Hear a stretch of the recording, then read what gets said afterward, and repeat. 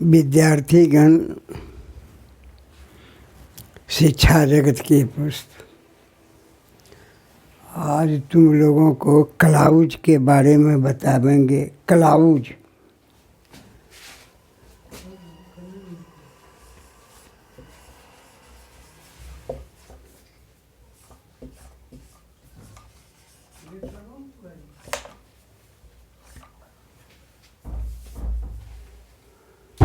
Clause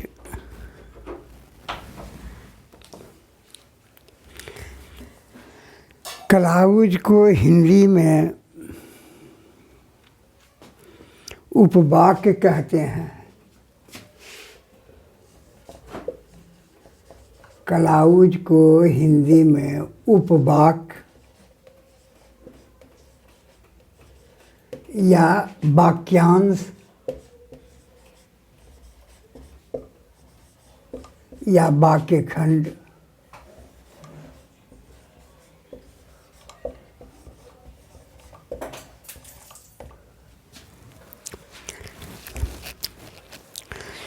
तो clause जो है एक बड़ा वाक्य का वाक्य खंड है, यानी टुकड़ा है, वाक्य का टुकड़ा है। जिस प्रकार कोई भी वाक्य सब्जेक्ट और फाइनाइट वर्ब से बनता है, उसी प्रकार ये भी तो उपवाक्य है। इसमें भी एक सब्जेक्ट और फाइनाइट वर्ब रहता है। फाइनाइट वर्ब के बारे में हम वर्ब चैप्टर में हम बताए हैं कि फाइनाइट वर्ब क्या है। फाइनाइट वर्ब वह वर्ब है जो किसी वाक्य में कर्ता के नंबर पर्सन के अनुसार प्रयुक्त रहता है, प्रयोग किया जाता है, सीमित रहता है। फाइनाइट का अर्थ सीमित। जैसे दे गो, दे अगर करता है तब हो गया गो, अगर करता आ गया ही तो ही गो नहीं होगा, ही गोज। इसलिए गो गोज हुआ फाइनाइट वर्ब, क्योंकि कर्ता के अनुसार यह प्रयुक्त है। तो इस प्रकार फाइनाइट वर्ब पर ध्यान रखना। अब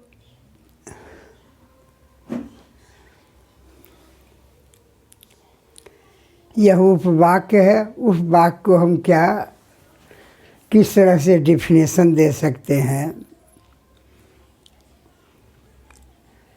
कि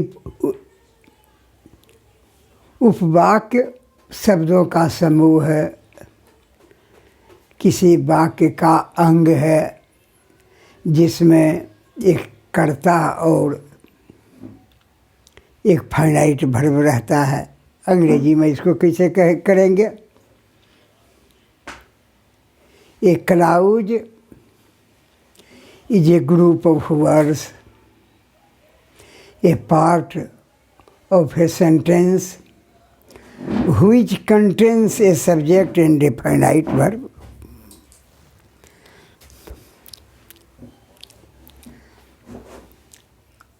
तो इस प्रकार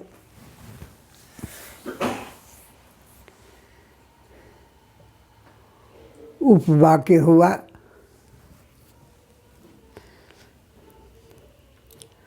उपवाक्य है और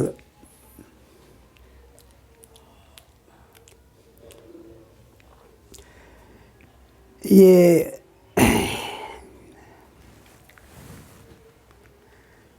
अर्थ के आधार पर बताए थे, पढ़ाए थे। सेंटेंस 5 प्रकार का होता है। Assertive sentence, imperative sentence, interrogative sentence, objective sentence, exclamatory sentence. लेकिन ये बनावट के आधार पर, कंस्ट्रक्शन के आधार पर, बनावट के आधार पर सेंटेंस 3 प्रकार का होता है। एक सिंपल सेंटेंस, एक कंपाउंड सेंटेंस और तीसरा का नाम है कॉम्प्लेक्स सेंटेंस। सिंपल सेंटेंस क्या है? सिंपल सेंटेंस वह सेंटेंस है जिसमें सिर्फ एक फाइनाइट वर्ब रहे।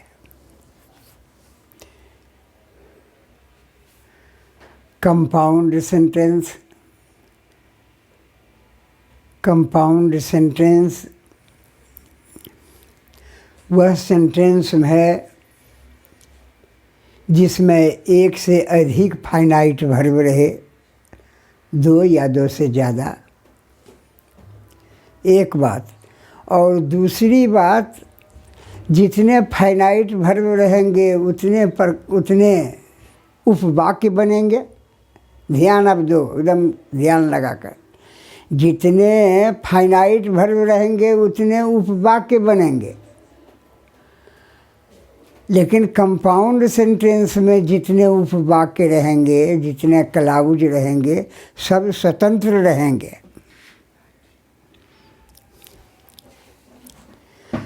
अब स्वतंत्र का अर्थ क्या हुआ, ध्यान लगा करके सुनना। स्वतंत्र का यह अर्थ हुआ कि बड़ा वाक्य के साथ भी है तो वही अर्थ, और बड़ा वाक्य से हटा करके भी उसको लिखे तो पर भी वही अर्थ, अर्थ में कोई अंतर नहीं। वही हुआ स्वतंत्र। वाक्य के रूप में भी लिख सकते हैं, अर्थ में कोई अंतर नहीं।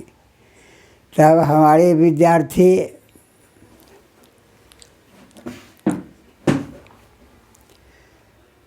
समझ गया होगा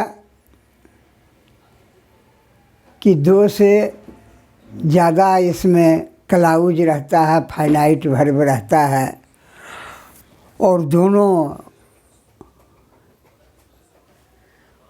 दोनों या तीनों जितने भी उपवाक्य रहेंगे कंपाउंड सेंटेंस में, सब स्वतंत्र है, सब प्रिंसिपल क्लाउज है। प्रिंसिपल नाम क्यों धराया? क्योंकि किसी पर तो आश्रित ही नहीं है, ये प्रधान वाक्य है।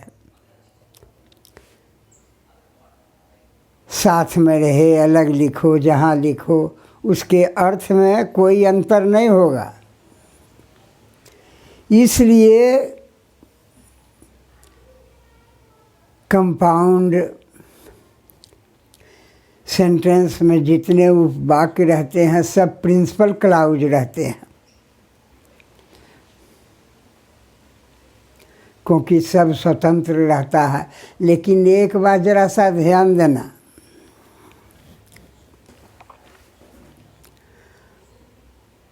कोऑर्डिनेट का अर्थ होता है of the same rank. Coordinate का अर्थ होता है ऑफ द सेम रैंक, समतुल्य।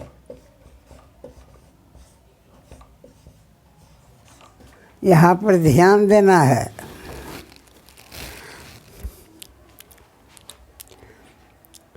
कोऑर्डिनेट का अर्थ होता है समतुल्य, ऑफ द सेम रैंक। और कंपाउंड सेंटेंस में जो दो या दो से अधिक उपवाक्य रहते हैं कोऑर्डिनेट कंजंक्शन से जुड़े हुए रहते हैं। ये बात पे जो ध्यान देना पूरा। उस कोऑर्डिनेट कंजंक्शन को कोऑर्डिनेटर भी हम कहते हैं। कोऑर्डिनेटर से जुड़ा हुआ रहता है, अगल बगल जुड़ा हुआ रहता है, और दोनों सेम रैंक का रहता है। दोनों का महत्व एक है। दोनों तीनों जो वाक्य है स्वतंत्र है, प्रिंसिपल क्लाउज है। अब एक बात पर और ध्यान देना जरिए, कंपाउंड सेंटेंस में मान लो दो उपवाक्य है, तो पहला वाक्य को लिखे प्रिंसिपल क्लाउज और दूसरा वाक्य को लिखे कोऑर्डिनेट क्लाउज। अब ध्यान दो, कोऑर्डिनेट का मतलब हुआ कि ई भी तो कोऑर्डिनेट क्लाउज लिखा जाता है, लेकिन कोऑर्डिनेट का अर्थ हुआ कि यह भी प्रिंसिपल क्लाउज ही है।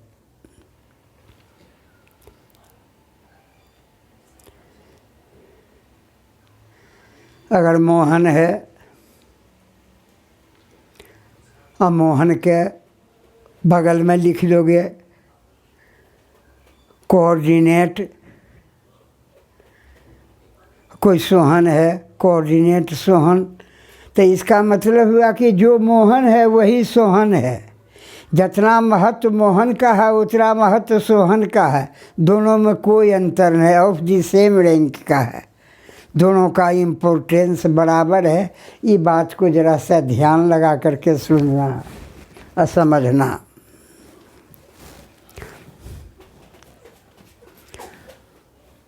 जो कंपाउंड सेंटेंस के बारे में बताए।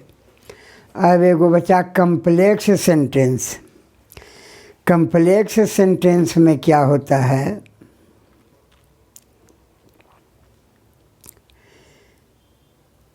कि एक उपवाक्य सबऑर्डिनेट क्लाउज रहता है, एक वाक्य प्रिंसिपल क्लाउज रहता है, और इसके साथ एक या एक से ज़्यादा सबऑर्डिनेट क्लाउज रहता है। कम्प्लेक्स सेंटेंस को समझा ना। कम्प्लेक्स सेंटेंस वह सेंटेंस है जिसमें एक प्रिंसिपल क्लाउज हो, एक या एक से ज़्यादा सबऑर्डिनेट क्लाउज हो, उसको सबऑर्डिनेट कहते हैं। कोऑर्डिनेट का उल्टा होता है सबऑर्डिनेट, सबऑर्डिनेट का उल्टा होता है आश्रित। सबऑर्डिनेट क्लाउज जो रहता है उसका अपना कोई इम्पोर्टेंस नहीं है, वह प्रिंसिपल क्लाउज पर निर्भर रहता है। प्रिंसिपल क्लाउज के साथ रहता है तो उसका सही अर्थ होता है। अगर प्रिंसिपल क्लाउज से हटा करके उसको तुराई सबऑर्डिनेट क्लाउज को लिखोगे तो अर्थ का अनर्थ भी हो सकता है। देखो एगो उदाहरण देते हैं, जैसे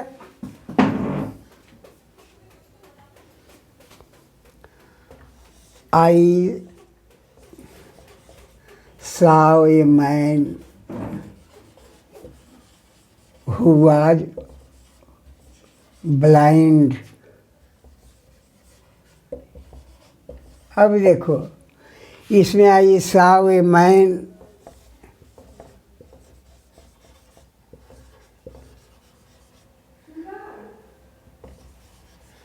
प्रिंसिपल क्लाउज है।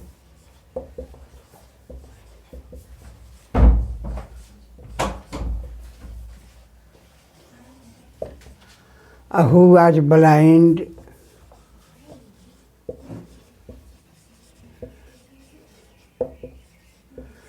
यह सबऑर्डिनेट क्लाउज है।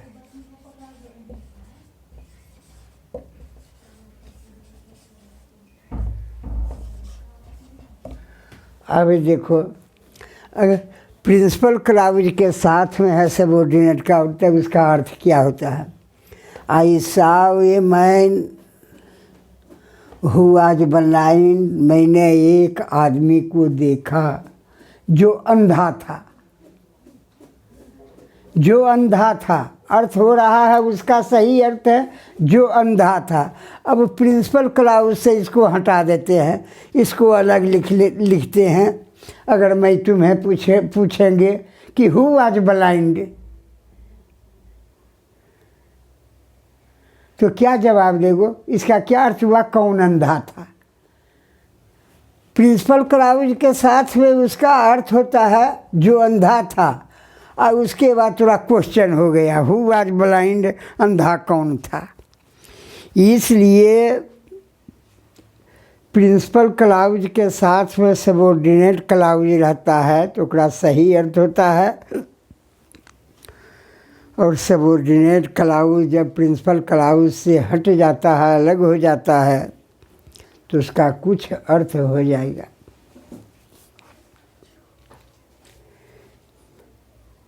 एक बात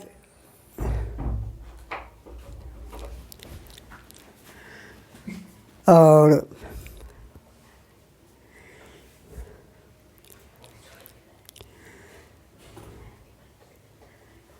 सबोर्डिनेट क्लाउज जो रहता है, प्रधान वाक्य में जो नाउन रहता है, चाहे वर्ब रहता है चाहे एडवर्ब रहता है, उसको नाउन के रूप में, एडजेक्टिव के रूप में, एडवर्ब के रूप में क्वालिफाई करता है। इसलिए सबोर्डिनेट क्लाउज 3 प्रकार का हो जाएगा: noun subordinate clause, adjective subordinate clause और एडवर्बियल सबोर्डिनेट क्लाउज। आगे बतावेंगे। अब तुम्हें सिंपल सेंटेंस के बारे में बताए, कंपाउंड सेंटेंस के बारे में बताए, कम्प्लेक्स सेंटेंस के बारे में बताए। और एक बात ये, सिंपल सेंटेंस तो सिंपले सेंटेंस रह गया। सिंपल सेंटेंस को हिंदी में सरल वाक्य कहते हैं, कंपाउंड सेंटेंस को संयुक्त वाक्य कहते हैं और कम्प्लेक्स सेंटेंस को मिश्रित वाक्य कहते हैं हिंदी में।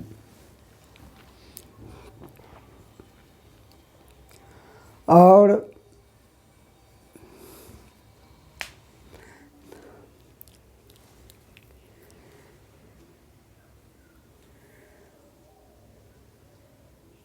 सिंपल सेंटेंस तो सिंपले सेंटेंस रह गया। कंपाउंड सेंटेंस में पहला सेंटेंस जो रहता है प्रिंसिपल क्लाउज, दूसरा तीसरा सेंटेंस अगर रहता है तो उसको कोऑर्डिनेट क्लाउज लिखते हैं।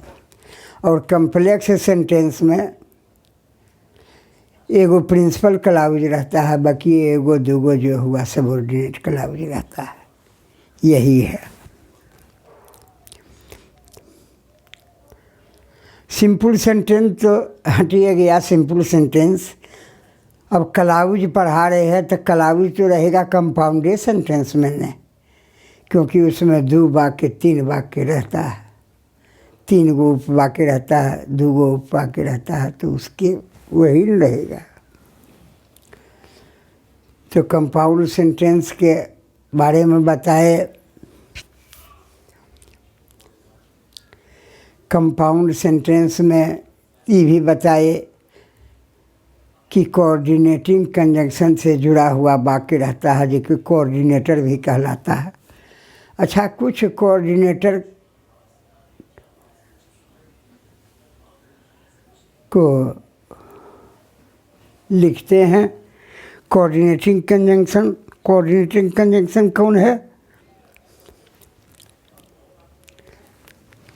जिससे थोड़ा ये कंपाउंड सेंटेंस बनता है। जैसे कौन है?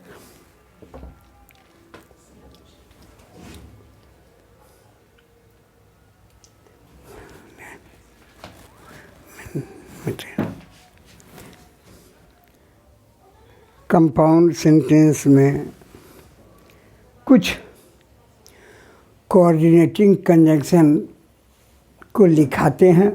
कॉपी कलम लेकर के लिख लेना। जैसे कोऑर्डिनेटिंग कंजंक्शन नाउ है, ऑल्सो है,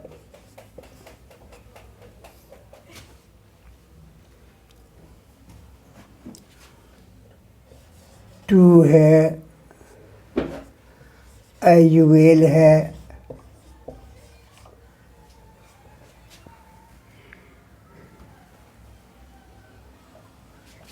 नेवरथेलेस है,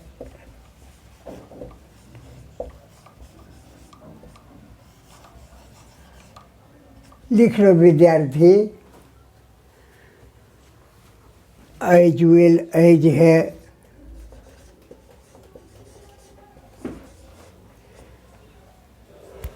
कंसिक्वेंटली है,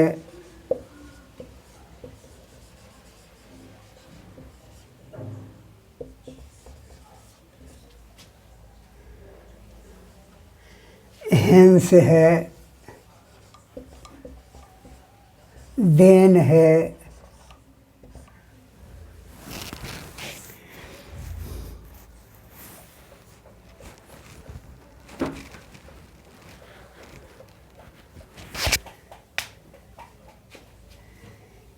एंड है, बट है, अदरवाइज है,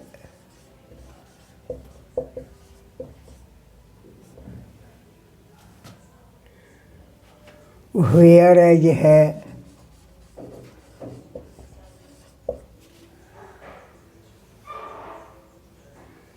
ओनली है, व्हाइल है, येट है, स्टील है,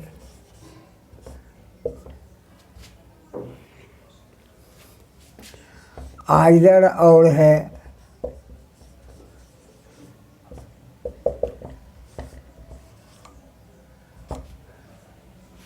नाइदर नूर है,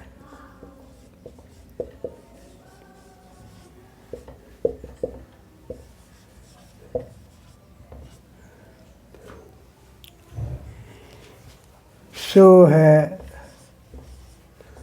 फॉर है,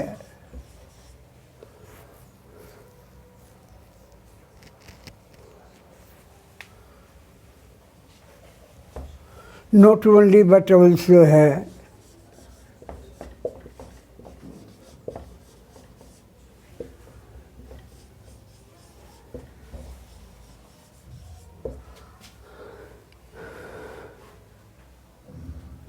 हाउएवर है,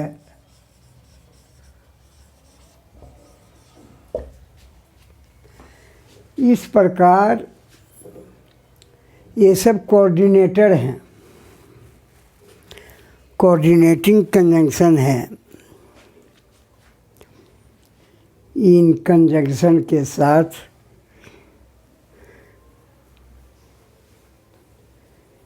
कंपाउंड सेंटेंस बनते हैं।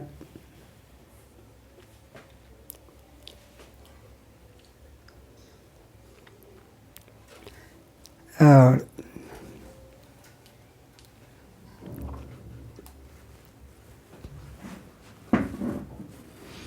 लिख लेना विद्यार्थी,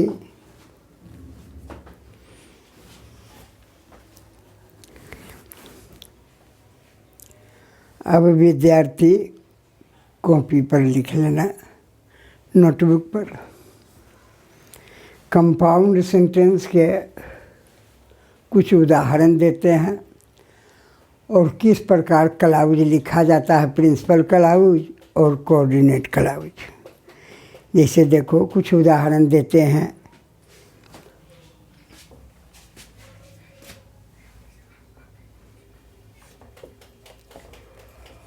Ram is reading and his brother is writing।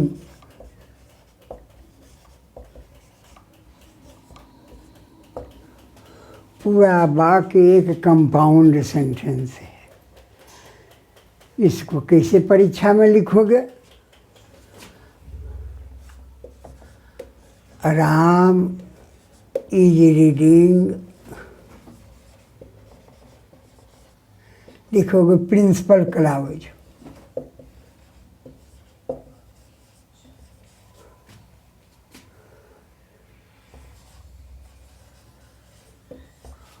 और हिज ब्रदर इज राइटिंग,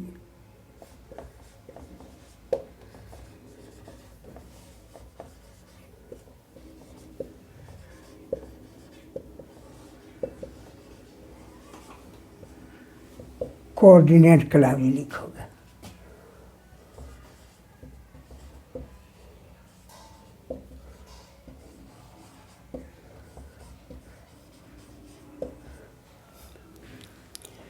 दूसरा उदाहरण,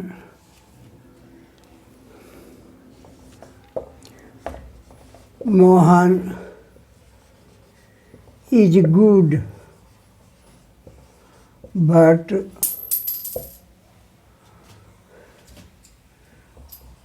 his brother is bad.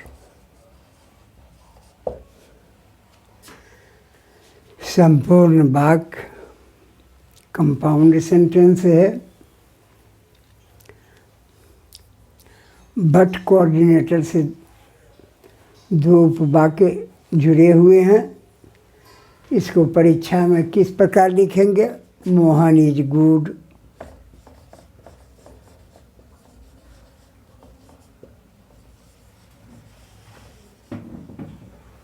Principal कलाउज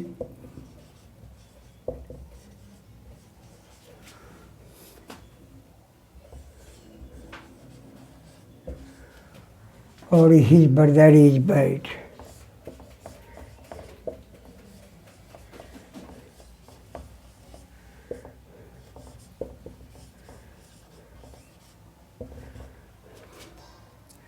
coordinate clause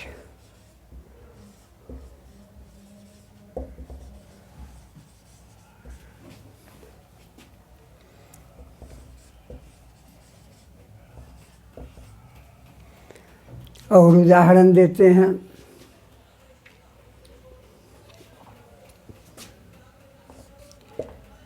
labour hard,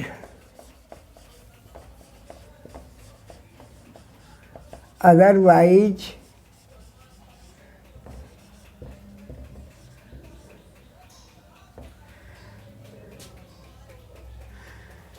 you will fail in the exam.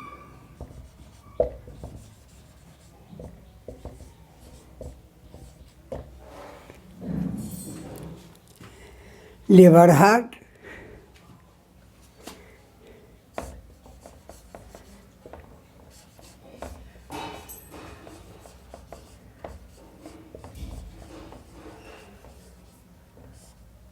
Principal clause हुआ।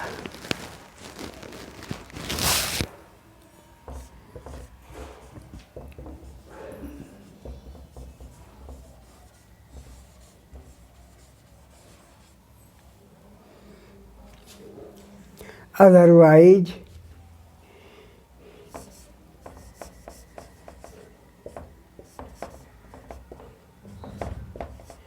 You will fail in the exam.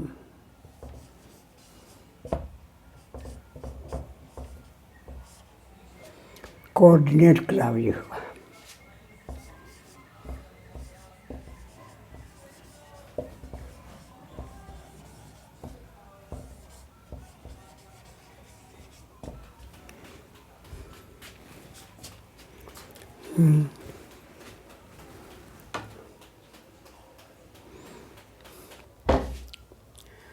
उदाहरण कुछ दे रहे हैं विद्यार्थी, notebook पर कॉपी कर लेना।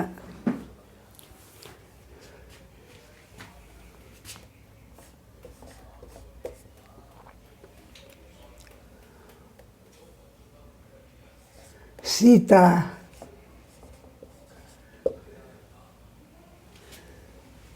Is honest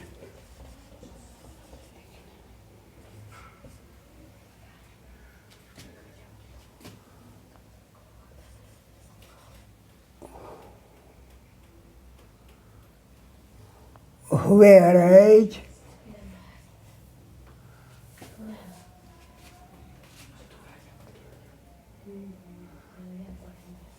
her friend is dishonest.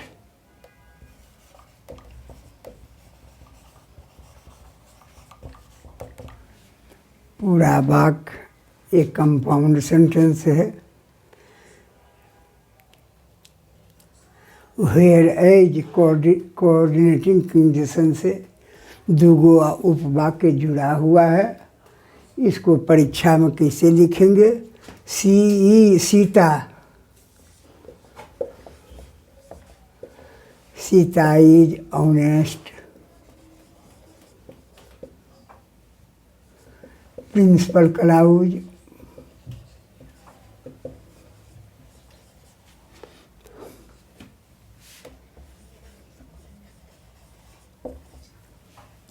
her friend is dishonest.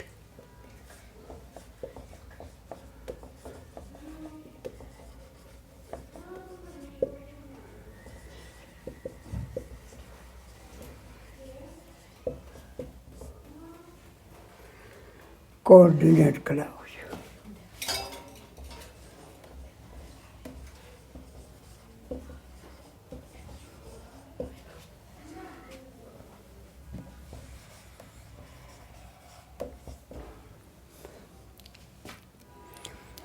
इस प्रकार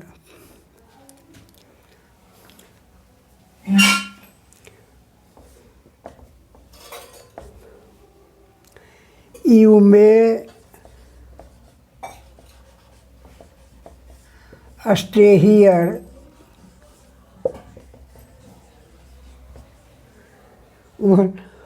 only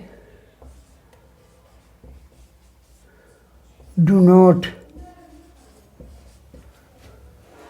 disturb me.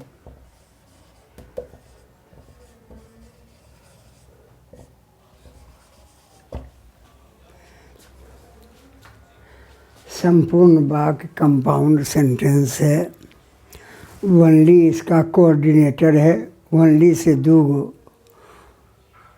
क्लाउज, दो उपवाक्य जुड़ा हुआ है, जिसको परीक्षा में किस प्रकार लिखेंगे? You may stay here.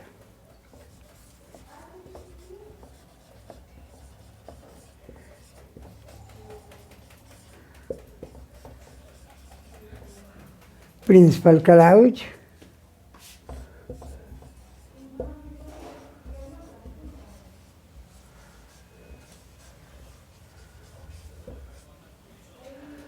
और ओनली डू नॉट डिस्टर्ब मी।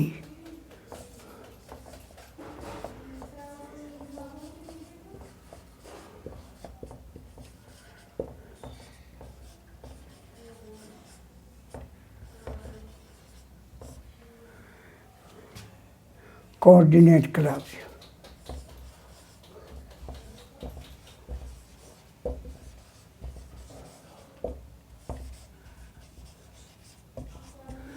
इस प्रकार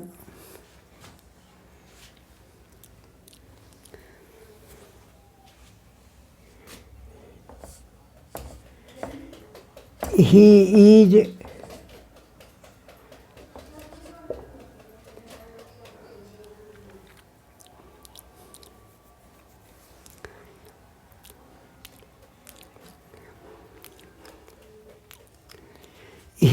poor while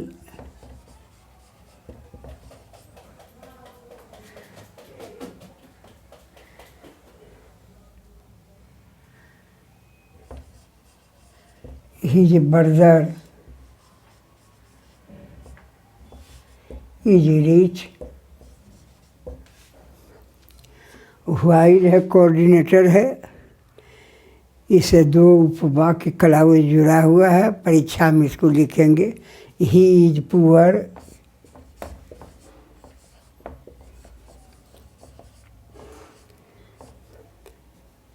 principal clause,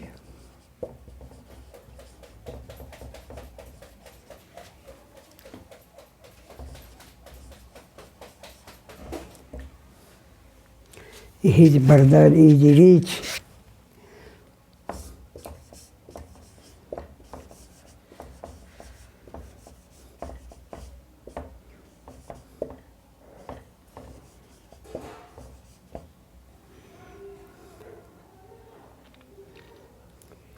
while his brother is rich, coordinate clause।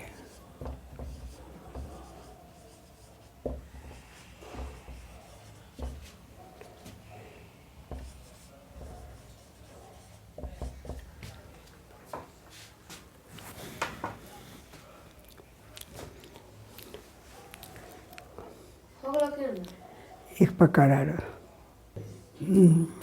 इसी प्रकार लिख लेना, सब ध्यान देना।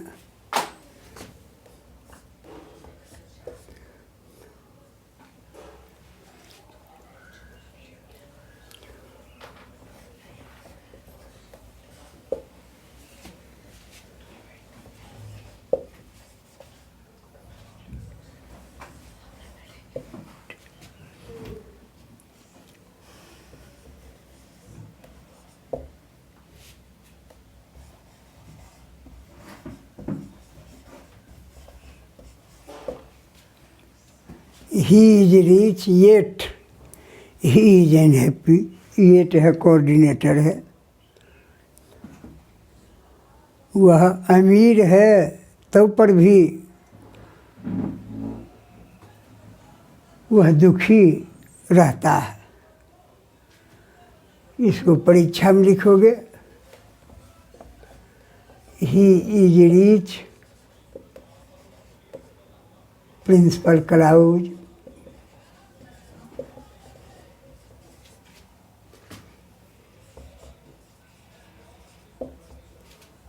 yet he is unhappy,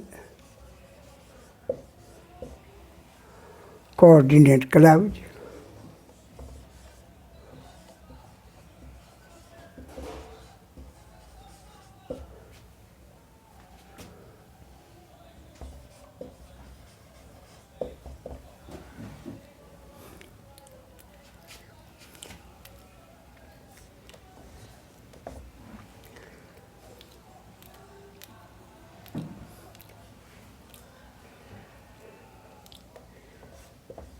He is poor, still he is happy.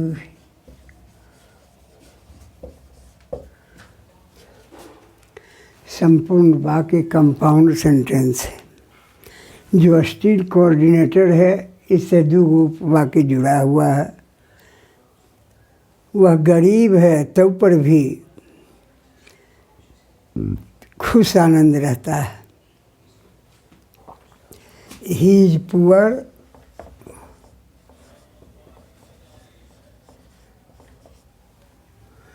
Principal clause.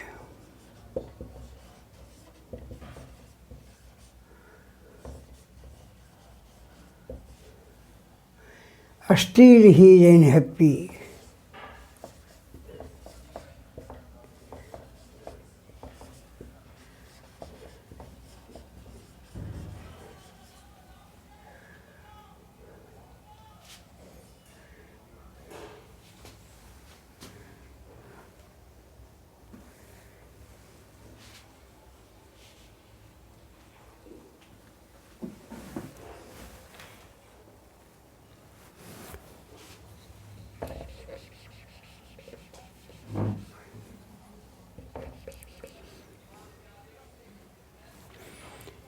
he is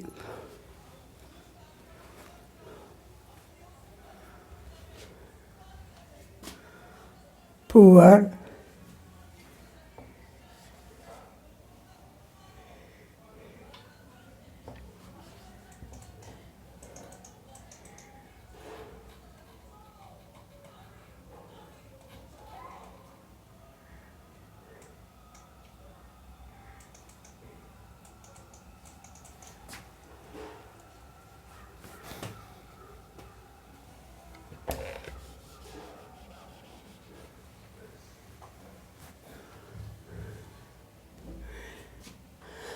still he is happy,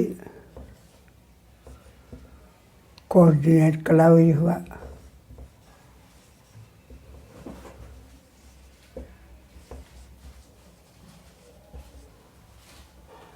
इस प्रकार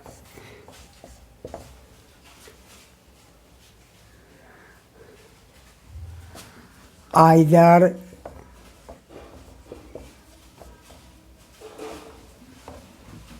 राम और his brother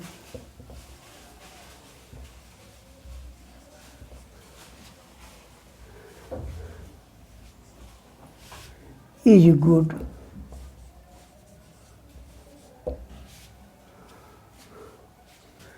या तो राम या उसका भाई अच्छा है, इसको लिखेंगे।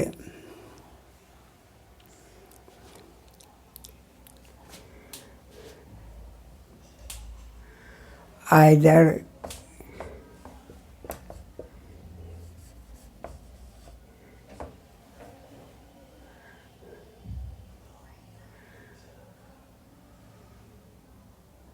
Ram is good principal cloud,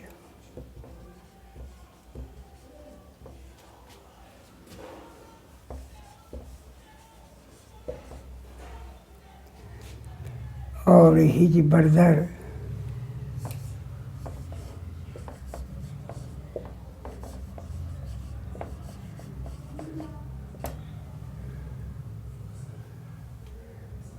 is good coordinate cloud.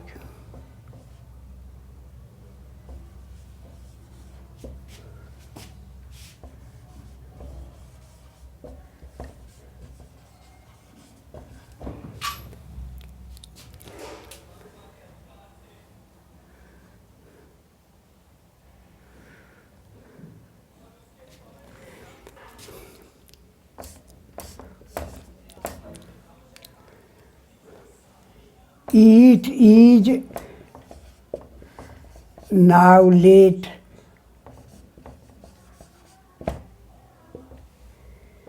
so let us go home.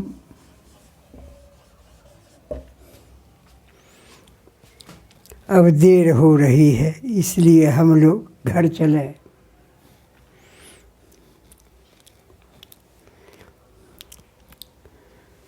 So coordinator से दो उपवाक्य जुड़ा हुआ है। It is now late,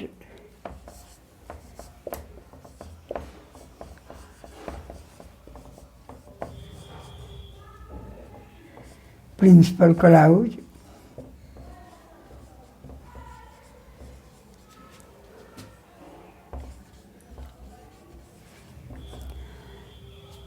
so let us go home,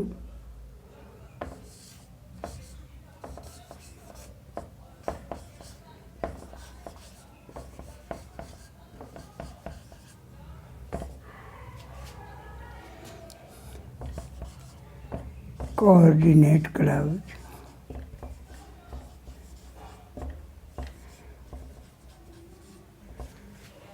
इस प्रकार आज कुछ बताए, फिर आगे बतावेंगे क्लाउज के बारे में। इसको प्रैक्टिस घर पर करना विद्यार्थीगण याद कर।